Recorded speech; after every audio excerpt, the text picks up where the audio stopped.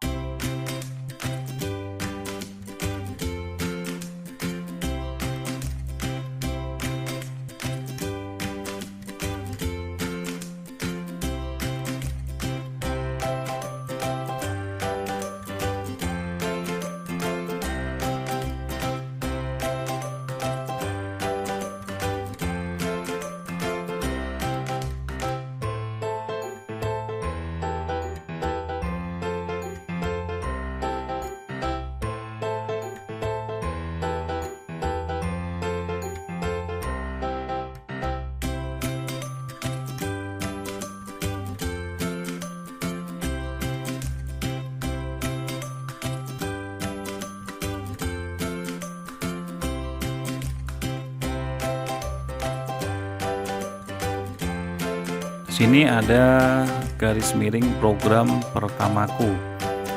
Jadi ini merupakan sebuah baris komentar begitu. Jadi semua baris yang ditandai dengan dua buah tanda slash begitu ya, slash garis miring itu akan dianggap sebagai baris komentar dan tidak akan berpengaruh pada hasil program yang kita ketik begitu. Jadi biasanya baris komentar itu dipakai oleh programmer begitu ya, untuk memberikan penjelasan tentang program yang dibuat. Jadi baris komentar dalam C++ itu ditandai dengan garis miring 2, kemudian juga dapat ditandai dengan garis miring bintang, kemudian titik bintang garis miring.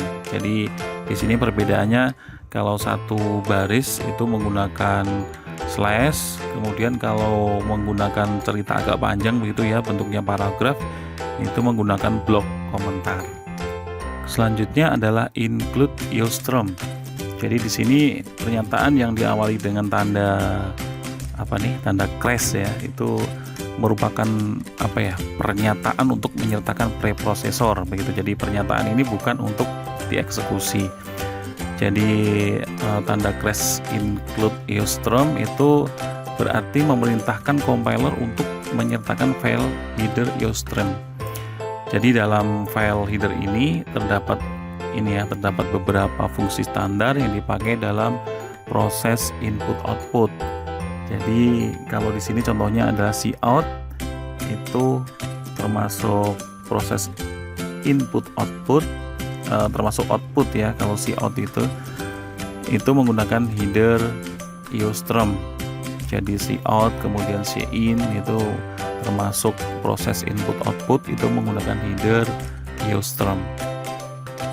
Using namespace std, jadi perintah ini digunakan untuk mendeklarasikan atau memberitahukan kepada compiler bahwa kita akan menggunakan semua fungsi class file yang terdapat dalam namespace std. Nah, di sini perbedaan penulisan jika menggunakan using namespace std dan tidak menggunakan using namespace std.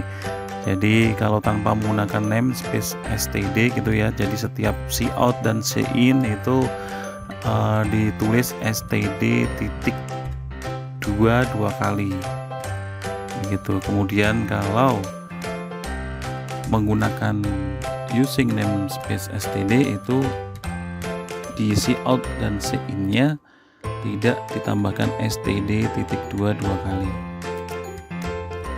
Nah, jadi jika menggunakan namespace std maka cout dan cin itu tidak dapat dikenali begitu. Jadi kecuali di depannya terdapat sintak std titik dua kali. Jadi karena cout dan cin terdapat dalam namespace std, jadi bayang begitu ya. Jadi kita pakai namespace std itu harus ditulis berkali-kali selama kita memakai cout dan cin gitu. Kemudian ada integer argumen dan karakter argumen. Di sini pada program utama terdapat identifier argumen C dan argumen V yang masing-masing berjenis integer dan karakter. Jadi identifier pertama berfungsi menentukan jumlah argumen yang diberikan saat program dipanggil, sedangkan argumen kedua menampung nilai-nilai argumen tersebut dalam bentuk array karakter. Di sini ada contohnya. Jadi bila suatu program dipanggil dengan cara my program 1a apa kabar bla bla bla, jadi terdapat 6 buah argumen atau nilai identifier begitu. Jadi di sini ada array dimulai dari 0 ya, argumen dari 0, my program 1a dan sebagainya. Jadi di sini adalah contoh dari argumen. Integer main. Jadi baris ini menandai dimulai compiler begitu ya, akan mengeksekusi program. Jadi atau dengan kata lain begitu, pernyataan main sebagai penanda program utama begitu adalah suatu keharusan di mana sebuah program begitu ya yang ditulis dalam bahasa C++ itu memiliki sebuah main. Main diikuti oleh sebuah tanda kurung begitu, kurung buka kurung tutup. Jadi karena main merupakan sebuah fungsi dalam bahasa C++ itu ya, sebuah fungsi itu harus diikuti dengan tanda kurung buka kurung tutup begitu, yang nantinya itu dapat berisi tentang argumen yang dibahas sebelumnya.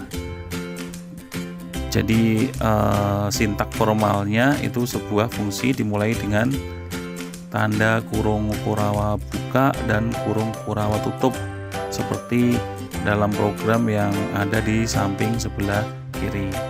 Sini ada tulisan cout, selamat belajar C++ ENDL.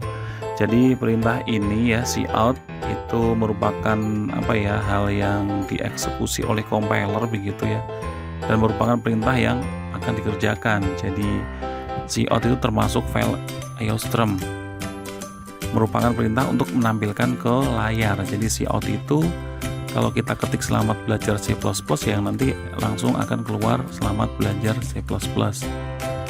Di sini ditambahkan ENDL. Jadi ENDL ini perintah pindah baris. Jadi semacam enter begitu ya. Jadi perlu diingat begitu, Jadi bahwa setiap pernyataan dalam C++ itu harus diakhiri dengan tanda semikolon titik koma. Titik koma seperti yang ada di ENDL titik koma begitu.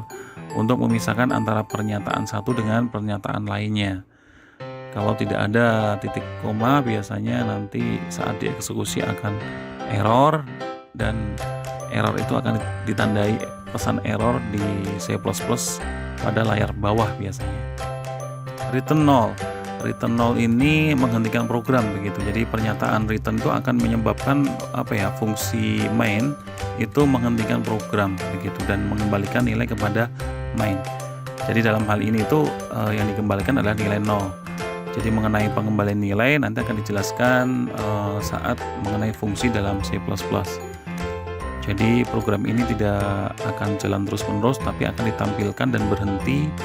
Hasilnya adalah selamat belajar C++ begitu. Di sini menambahkan satu baris pernyataan lagi begitu ya. Sehingga contohnya atau hasilnya itu ada yang ada di layar yang hitam. Jadi ditambahkan selamat belajar C++ di kampusku begitu. Jadi ditambahkan perintah cout yang kedua yang akan menampilkan tulisan di kampusku.